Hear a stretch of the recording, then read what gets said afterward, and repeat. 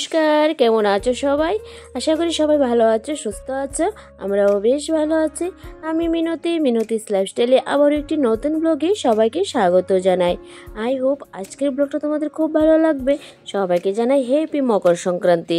আর এই মকর সংক্রান্তির দিনে কোথায় গিয়েছিলাম, কি করেছি, অবশ্যই সব কিছু তোমাদের সঙ্গে শেয়ার করছি। তো পাশে থাকার জন্য অনুরোধ রইল।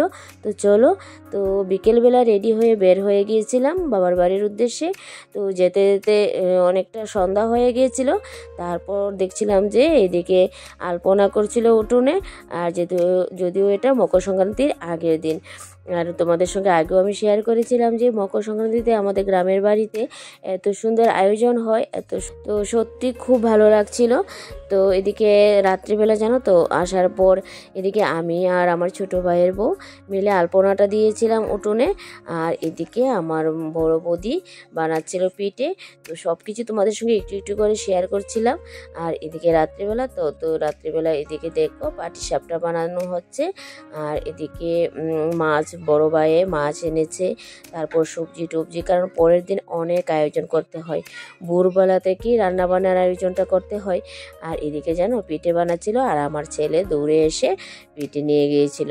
তো সবার জন্য, কারণ আমার ভাইয়ের ছেলে আছে, ভাইয়ের মেয়ে আছে, তারা তিনজন মিলে খুব মজাও করছিল।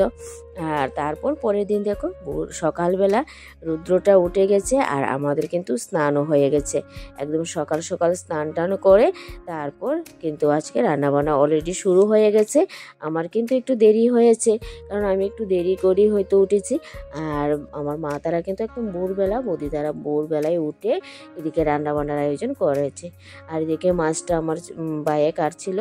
তো ওইদিকে দেখো কত বড় মাছ একটা এনেছে, কারণ আমাদের পৌষ সংক্রান্তিতে আমিষ রান্নাবান্না হয়। কিন্তু জানো তো সব কিছু ধুয়ে টুয়ে একদম পরিষ্কার পরিচ্ছন্ন করে তারপর কিন্তু আমিষ রান্নাবান্না হয়।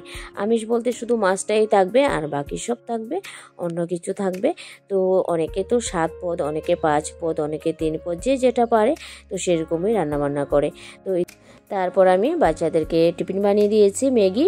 আর দিকে দেখো আমার ভাইয়ের যে সবজি গাছগুলি, আর সবজি গাছ থেকে কিন্তু লাউটা পেরে এদিকে বৌদি কাটছিল লাউ দিয়ে হবে একটা রান্না, তারপর মাছ তরকারি, তারপর মাছ কালাই, তারপর তো আলু বেগুন ভাজি, তারপর রান্না হয়েছে মাছ দিয়ে 2 পদ। তো অনেক কিছু মিলে প্রায় 7 পদ রান্না বান্না হয়েছে। আর এদিকে দেখো আমাদের বাড়িতে একটা বড়ি গাছ আছে। তো অনেকে এই বড়িগুলিকে হাইব্রিডও বলে বা আপেল বড়িও বলে থাকে, খুব সুস্বাদু হয়।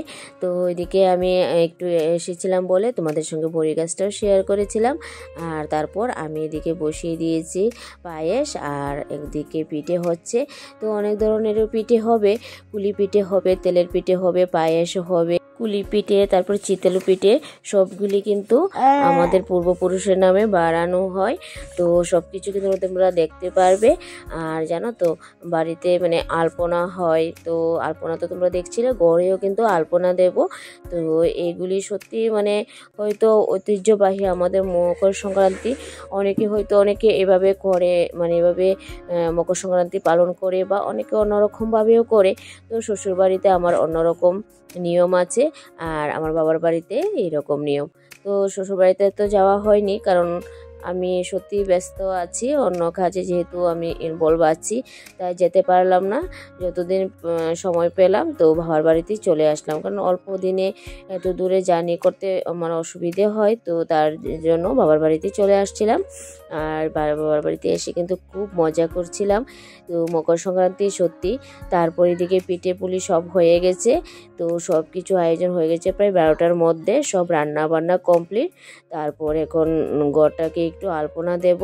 তারপর কিন্তু ওই যে পূর্বপুরুষদের নামে বাড়ানো হয়, প্রথমে গড়ে বাড়ানো হবে, তারপর কিন্তু আমরা বাইরে এক জায়গাতে সুন্দরভাবে লেপা জায়গা, একটা বাইরের জায়গাতে তো লেপে মুছে তারপর ওই জায়গাতে কিন্তু বাড়ানো হয়।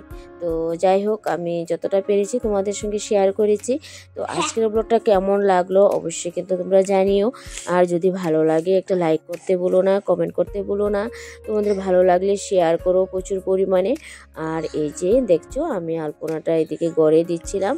তো এখানে তো কলা পাতার মধ্যে রান্না বান্না যা করা হয়েছে, তো 7 পদ রান্না হয়েছে। তো সব মাছ দিয়ে, তারপর তো সবজি, তারপর শাক, তারপর আলু বেগুন ভাজি, তো সব রকম মিলিয়ে তো 7 পদ রান্না হয়েছে। তারপর পিঠে হয়েছে তো 3-4 জাতের। আর এই যে দেখছো পায়েস, পিঠে, তো সব কিছু মিলিয়ে বিকেলবেলা কিন্তু টিফিন করছিলাম। আর সন্ধ্যার পরে কিন্তু তো হরির সংকীর্তন আসে আমাদের বাড়িতে। আর হরির সংকীর্তনে কিন্তু প্রচুর আমাদের লুট হয়। এই যে দেখছো, কারণ বাচ্চা কাচ্চা আসে, সবাই আসে, তো যে যেরকম পারে সেরকমভাবে লুটের আয়োজন করে। তো এইদিকে দেখো সংকীর্তন তো হবে, তার জন্য বাইরে যে আলপনা করেছিলাম এই আলপনাতে তো হরিনাম সংকীর্তন সন্ধ্যা হয়ে গেছে, তো আসবে, তো সবার বাড়িতেই হয়ে আসছে। তো আমাদের বাড়িতে আসতে আসতে অনেকটা সন্ধ্যা হয়ে গিয়েছিল। তো উঠোনে দেখো সব কিছু আমরা সাজিয়ে দিয়েছি। এইদিকে দেখো তিলাই, বাতাসা, তারপর আপেল, কমলা, তারপর ঘরে আছে, আমাদের ঘরেই আছে নারিকেল।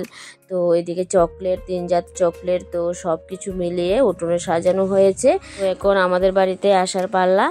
আর এদিকে দেখো তো উঠোনে, তারপর এই যে তুলসী গাছের নিচে তো সাজানো হয়েছে। তো তোমাদের কেমন লাগলো আমাদের গ্রামের এই ঐতিহ্যবাহী মকর সংক্রান্তি? আর যদি ভালো লাগে অবশ্যই কিন্তু তোমরা সাবস্ক্রাইব করে পাশে থেকো। যারা যারা নতুন বন্ধুরা আমার ব্লগটা দেখছো, তো সবাইকে অসংখ্য ধন্যবাদ তোমরা পাশে থেকে সাপোর্ট করার জন্য।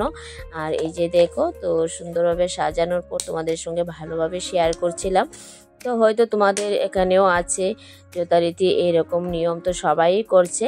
আর আমাদের পাড়াতে এরকমই হয় প্রত্যেক বছর। আমরা কিন্তু খুব আনন্দের সহিত এই মকর সংক্রান্তি পালন করি, কারণ সবাই সবার কাজে ব্যস্ত থাকে। আর ওই দিনটাতে কিন্তু সবাই খুব সুন্দরভাবে এনজয় করে, সারাটা দিন এভাবেই কাটিয়ে দেওয়া হয়।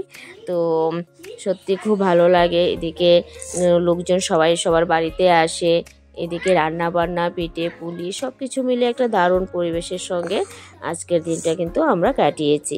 আর এই যে তোমাদের সঙ্গে কথা বলতে বলতে চলে আসছিল এই যে আমাদের বাড়িতে হরিনাম সংকীর্তন হচ্ছিল, কারণ অনেক আওয়াজ হচ্ছিল, তার জন্য আর তোমাদেরকে গানটা আমি শেয়ার করতে পারলাম না। তো যতখানি পারলাম আজকের ফুল ভিডিওটা তোমাদের সঙ্গে শেয়ার করেছি। তো কেমন লাগলো অবশ্যই কিন্তু তোমরা জানাতে ভুলো না। তো সবাই ভালো থেকো, সুস্থ থাকো। আগামীতে আরেকটা ব্লগ নিয়ে আসছি। সবাই ভালো থেকো, টাটা।